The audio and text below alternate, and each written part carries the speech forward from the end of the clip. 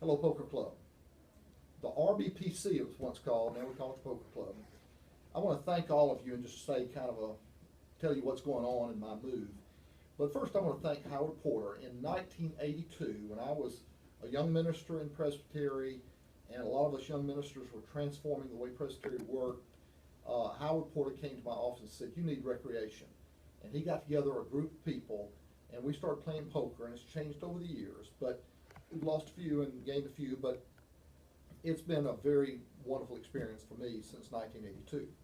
But I want to let you know, of course, as you probably know, Susan retired last year.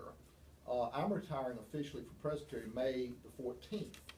And after 34 years in this Presbytery, I'm saying adios, goodbye, I'm gone. So we're selling our properties. We've been working on that for this past year, selling different pieces of property. We're trying to sell our house now. We're moving to Huntsville to be with Davis and her husband and 2 children. We're hoping that Gray will one day come to his senses and move back south. As you know, he's with the administration. His girlfriend of 4 years works in the White House, and they're kind of meshed with all this, but we're hoping one day that he'll see the light and move back south, and we're hoping it might be Huntsville that he moves to. So that's why we're moving to Huntsville. I wish you all the best. I do want to make a few comments. Lee, I am going to have the last word here. I heard the other day a woman calling her husband late at night who's coming home from work, and she's frantically talking to him on the phone, and she says, "Dear, be so careful. I just heard on the local news that there's some maniac driving on the interstate against oncoming traffic." And the husband on the cell phone says, "Honey, I know it. There are hundreds of them." And Susan, I heard that. Susan laughed. I laughed. She knew they were talking about me because it seemed like I'm always going against the traffic. Now, as you probably know, before I went to seminary, I was schooled in dialectic philosophy. And that's all based on the concept that nobody has the truth, that every point needs a counterpoint. And so it seems like I'm always the counterpoint to whatever point's being made. That's made you think of me as the most liberal guy in the world. The Presbytery thinks of me as the most conservative guy in the world. And I guess I'm just a guy driving against the traffic. So we all acknowledge that. But I want to tell you hello, goodbye. Hope to stay in touch.